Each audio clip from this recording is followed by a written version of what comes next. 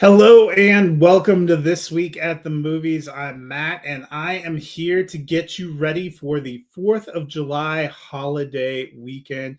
And that means starting with the biggest of the theatrical releases. There's only one real big wide release this week, and that is the seventh film in the Jurassic franchise. I'm talking about Jurassic World Rebirth. As I mentioned, this is the seventh film, the first since 2022.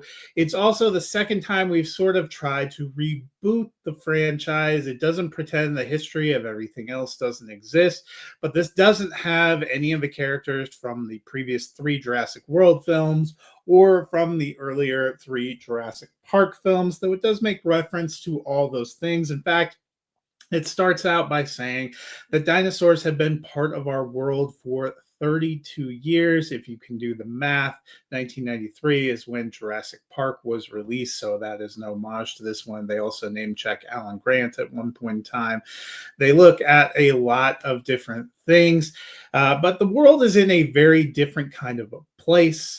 This is an interesting quest kind of film. We're introduced to Martin Krebs, played by Rupert Friend, who is working for a drug company, and they have discovered that the DNA of some of the biggest of the dinosaurs could actually be useful in making medication that could increase longevity and cure health problems. He recruits a sort of mercenary operative named Zora Bennett, played by Scarlett Johansson, to help him get to an island, because now the dinosaurs are pretty much relegated to islands near the equatorial line, and people have been banned by all countries from going there. We leave the dinosaurs alone, they hopefully leave us alone. At least that's the theory. But he has to get down there. They also recruit a scientist, Dr. Henry Loomis, played by Jonathan Bailey, who's the one that kind of came up with this theory, who's the one that can identify these creatures. And they set off. Zora turns to her friend, Duncan Kincaid, played by Mahershala Ali, who has a boat and who is going to be kind of in charge of transport. And they set off on this mission trying to collect samples from three different giant dinos. One, a giant plant eater. That seems okay. One of them, a giant attacking ocean-bound dinosaur, and one a giant flying dinosaur. So you can imagine the challenges along the way.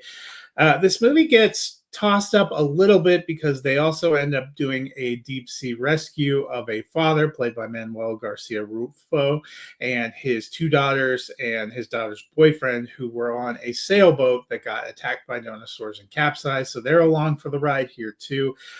This film, about 2 hours and 15 minutes. It has some brand new dinosaurs. It also introduces some new concepts that I don't think they give enough time to. You see a little bit of that in the introduction, where they're talking about some of the madcap gene splicing and creation of new creatures that they're making. They make a Tyrannosaurus that honestly looked like something out of the Aliens movie, and there is a part of the storyline here that you could feel is maybe a little closer to the Alien versus Predator. There's the sequence here on a boat that reminded me very much of Jaws. There's some other interesting sequences. Some of it reminds me of films like Jurassic Park 3, where you kind of got this rescue mission on an island. It mishmashes a lot of things together. It tries to have some emotional callbacks to the original film, including notes from the score. It works okay. You know, I like Scarlett Johansson, Mahershala Ali, Jonathan Bailey. I think they do a nice job here.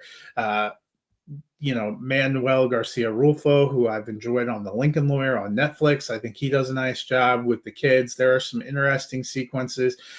I'm going to give this one, though, a thumbs neutral. It is okay. It is not great.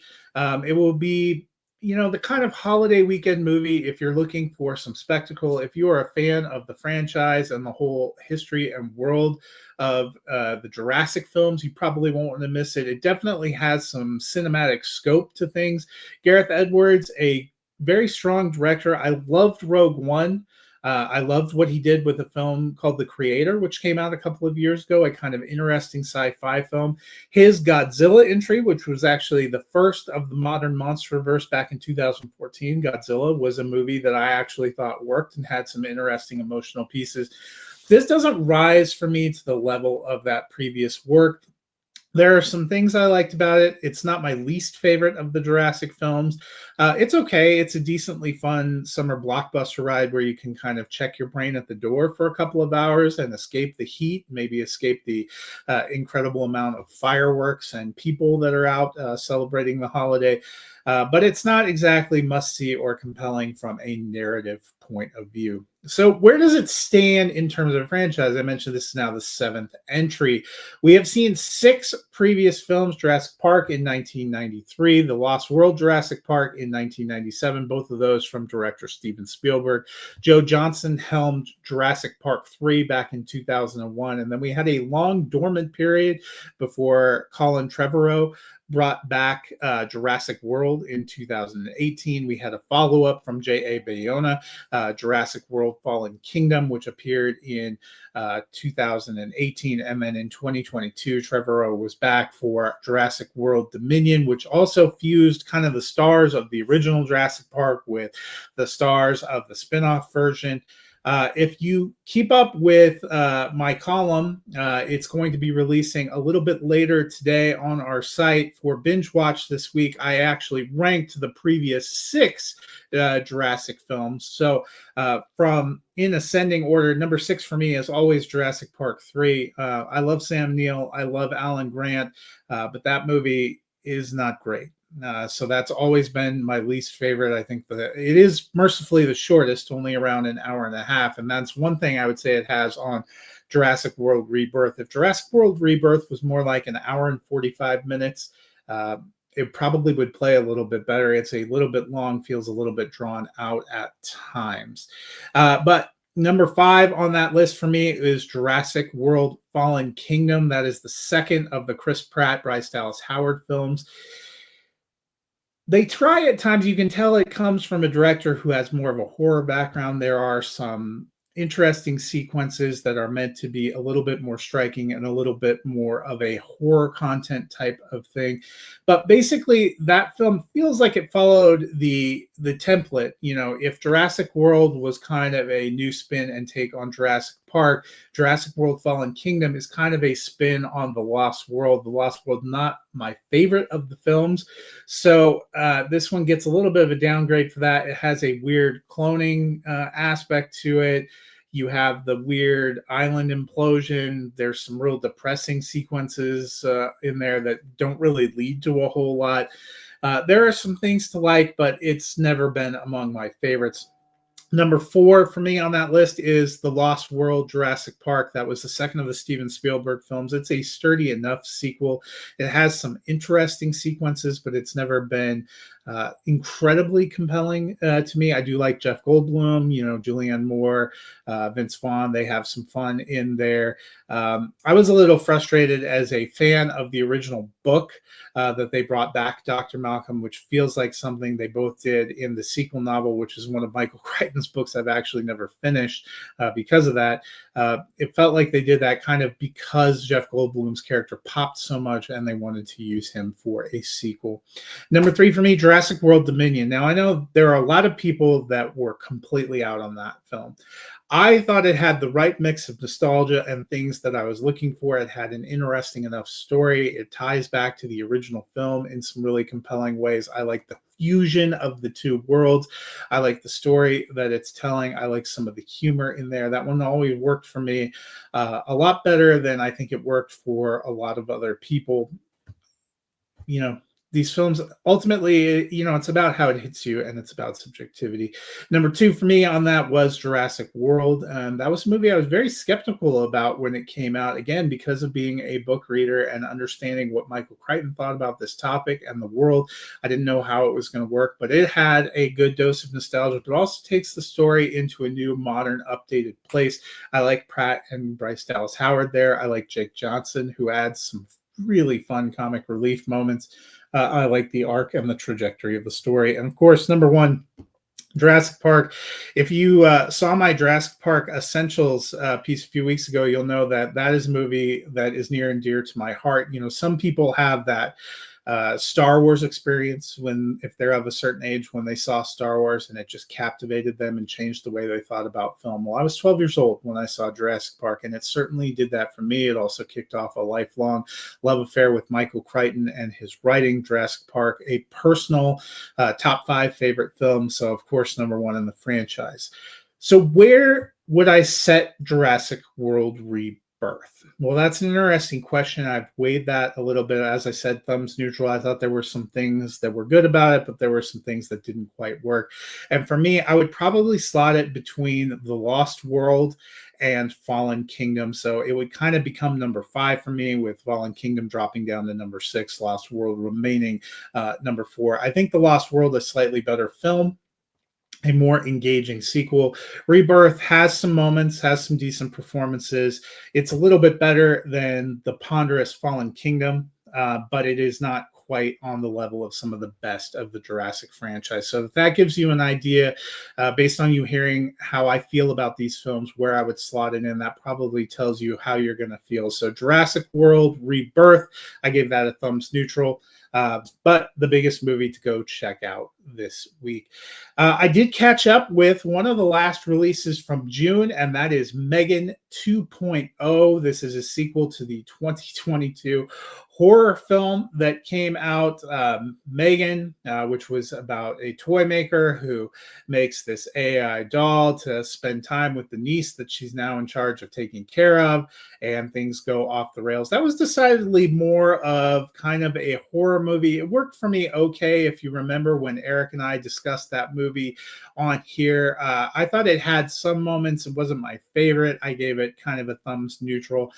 I was really on the fence about seeing a sequel. You know, when you have a movie that isn't exactly your favorite, that's not one that you love, it's hard to get excited about seeing that film brought back to life on the theater. So I didn't know what to expect. This one comes from the same director, Gerard Johnstone, has the same basic cast. With Allison Williams there, kind of in the lead role, and I was curious how this was going to hit. Well, you know what? They sort of ditch the horror elements. I wouldn't call this one a horror movie. It's more like an action film, but in truth, they really steer into the comedic elements. And that was the part that worked really well for me here. Megan herself is not the antagonist anymore. It's a little bit like the Terminator to Terminator 2 vibe, where she went from attacking them to now she is their greatest protector. You have some really fun and funny sequences from people like Jermaine Clement, who shows up in kind of a cameo role. I thought Brian Jordan Alvarez was very funny in his role, a little bit more room for comedy and room to shine here. Allison Williams does a very nice job in the lead role. I actually had a lot more fun with this movie. Does it need to be 2 hours long? I don't know. There's another movie that might have benefited from being a little bit shorter. But this to me was one of the kind of sequels that actually outpaces the original and was a little bit more fun. I am actually giving this one a mild thumbs up. And if you were dissuaded because Megan wasn't really your thing or horror isn't really your thing, I would say those shouldn't necessarily be impediments, because neither of those things may hamper your enjoyment here. But if you loved Megan and you loved the horror elements, this may be a slight disappointment to you, because it feels like it goes in a very different direction and is a very different kind of film. Maybe realizing some of the elements from the first one that could have worked better. Of course, a little bit of a different script writing approach here, even though it's the same director. He's now the writer. They move a little bit away from a James Wan type of horror film into something that I thought actually suited it a little bit better. They leave it a little open-ended. Could there be more? Who knows? There's already going to be a spin-off film next year called Soulmate that is kind of in the same AI verse. So if you're looking for something a little bit different, probably won't be drawing the crowds of Jurassic World Rebirth, because I will just tell you, I went on Wednesday night to see that film and the theater was packed, and the theater in general very packed. So there are a lot of big blockbusters out now. If you're looking for something that may be a little bit quieter, Megan 2.0 was a surprise for me. But maybe you don't want to leave your house at all. And guess what? This long holiday weekend, we have 3 different major streaming options that provide a variety of different kind of content. The first I'm going to name check is Prime Video's Heads of State. Again, all three of these movies dropped yesterday. They are all now streaming for the long holiday weekend. This one focuses on the President of the United States, played by John Cena, who is a former actor who was elected, and the Prime Minister of England, played by Idris Elba. They are a little bit at odds. They don't see the world quite the same. They don't work together quite as well. But when they both get drawn into a plot and become the targets of an assassination, they end up having to work together and find a mutual respect as they try to prevent the world from plunging into chaos. Priyanka Chopra Jones is in here. She's kind of a MI6 special agent who ends up teaming up with them. We have a lot of interesting things in this movie. It's not it's not the deepest of movies. Again, sometimes you just want those things that you can kick back, kind of check your deep thoughts at the door and just go along and enjoy the ride. That was certainly true of this film, which has a decent enough script, has some fun enough sequences. Patty Considine is kind of the villain here. Carla Gugino with an interesting role. You get Jack Quaid popping up, Stephen Root popping up, Sarah Niles, who you may remember from Ted Lasso, popping up. So there are a lot of different familiar faces that are going to help this to move along. But really, it's about Cena and Elba, and they have some great chemistry together. I like the action sequences. Priyanka Chopra Jones was played kind of a spy in a big Prime Video TV series, and I thought that didn't work at all. It works really well with her in that kind of a role here. She has a great opening sequence. She has some real fun sequences with Elba and Cena down in the home stretch of the film. I had a lot of fun with this. I'm giving it a mild thumbs up. I didn't think it was incredible, but I thought it was a fun watch. It's just under 2 hours, so not too long. Has quite about 10 minutes of that as credits, so probably about an hour and 45 of actual content. There are plenty of fun things. This is probably one of the better, Cena comedy action films I've seen in the last couple of years. Again, not incredible, but a spot of fun. If you're looking for another action film, Netflix has released The Old Guard 2. This one, a sequel to a film that they released in 2020. The film is about a group of people who are kind of immortals who can heal. In the first one, they've decided to kind of join together and do missions to protect the people of Earth. Charlize Theron, the leader of that group, she loses her special power. We pick up shortly after that first one. All of the characters from that one are back. We catch up with Quinn, who was a part of the dreams and visions of our main character Andy from before, and one of the biggest regrets in her life. We see her come in and play a bigger part here, but all the main characters from the first one are back. We add in Henry Golden as Tua, who is another of these immortals, but kind of an intellectual immortal who tells some of the stories of the world, and Uma Thurman, who plays Discord, who turns out to be the first of these immortals and is kind of the main antagonist for this film. About an hour and 45 minutes, of which 8 to 10 minutes are credits sequences. So a pretty crisp, just over an hour and a half. A lot of action sequences. Charlize Theron is decent in this part. The first of these movies from Gina Prince Bythewood, I actually thought was a surprise hit. I really enjoyed it. I thought it was good. I was interested to see where they were going to go with the cast coming back. This one, a little bit more about the mythology of the world, a little bit of a less engaging plot, I would say. There are some interesting moments, but the big blow here is the end. I don't want to spoil things for people who haven't seen it, but this one does not have a lot of resolution and seems much like my criticism of 28 years later, that felt like it was a movie that almost exists to set up something else. That's how I felt about this one too. I'm just going to give this one a thumbs neutral. I think a lot of people were excited to see a sequel and revisit this world, and there are things to like, but they don't fully explore a lot of these characters and these storylines, and it becomes very clear at the end why they haven't fully explored these things. Is there going to be another one? Is it going to be another 5 years? That's another question. If if this really ends up being the end of these characters, this franchise, and this story, I might actually shift my thinking to almost a thumbs down, because this is probably not what people who were eager to see a sequel were hoping to see from such a sequel. But the action sequences are very good. The craft is very good. Different director here, but still some very good performances. Victoria Mahoney taking over the directing. There are still some fun visual flourishes. You can tell this was kind of a big budget kind of streaming film as well. A good cast. I still like Charlize Theron in this role. I like Chiwetel Ejiofor, who plays Copley in here. The rest of the cast is very solid, but it wasn't quite the direction I was hoping to see it go. Well, the last of the new streaming films is one for the family. This one on Paramount Plus, coming from Nickelodeon, and it is the latest installment of Dora. It has now been 6 years since we got the last live action Dora the Explorer film, that one with Isabel Merced. I really actually enjoyed that more than I was expecting. I thought that that was a lot more fun. It had a good cast that included Michael Pena as her father, and some other things. This one, an entirely new cast, an entirely new approach. You have some fun things like Gabriel Iglesias, the comedian who voices Boots, the monkey. But Samantha Lorraine takes over as Dora. Jacob Rodriguez taking over as Diego. They kind of have a new adventure. Probably the most recognizable face in here is going to be Daniela Pineda, who plays an explorer named Camila, who was an inspiration for Dora growing up, and has kind of an interesting role here. They go on another quest. Feels a little bit like an Indiana Jones National Treasure type quest. They're following a map. They're following clues.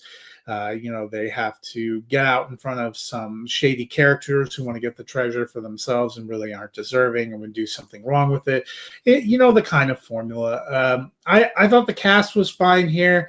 I'm just going to give this one a thumbs neutral. This wasn't as dynamic. I mentioned the last Dora the Explorer live action film. I didn't think it was going to be for me, but it really captivated me. I thought it had more humor, a little bit better production. It was something that I actually got into and thought was a little bit of fun. I thought maybe we can get a little bit of fun again here.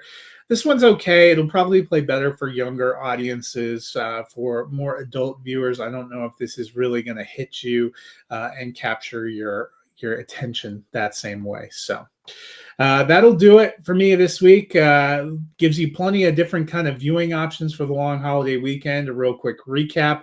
Now in theaters, Jurassic World Rebirth. I gave that a thumbs neutral. In theaters, released last week. Megan 2.0. That one a mild thumbs up. I thought that was an improvement over the first one. Now streaming on Prime Video, Heads of State with Idris Elba and John Cena. A pretty sturdy action film. I gave that one a mild thumbs up as well. Going over to Netflix, we have The Old Guard 2, Charlize Theron, the rest of the cast back. A pretty fun film. I gave that one a thumbs neutral. Has kind of an ending that will probably bother a lot of people. And finally, Dora and the Search for Sol Dorado on Paramount Plus. I gave that one a thumbs neutral. Play pretty well for kids and younger viewers. Not quite as dynamic as the last time we had Dora the Explorer in live action. And you've been doing this for a while when you have multiple iterations of Dora the Explorer in live action to recall and talk about. So, that's something to be excited about. Well, that'll do it for me this week. I'll be back next week. Big summer release, Superman. The big hopes for the revived DC under James Gunn. I'll be taking a look at that, and I will also be talking about my ranking of standalone live action Superman films. You can look for that next Thursday in my binge watch column, but I will talk about it after I see the new one, and I will talk about where I think that new one fits in that listing of films as well. So something to look forward to. Some big tent poles in July, so you won't want to miss it. Until then, I will see you guys at the movies.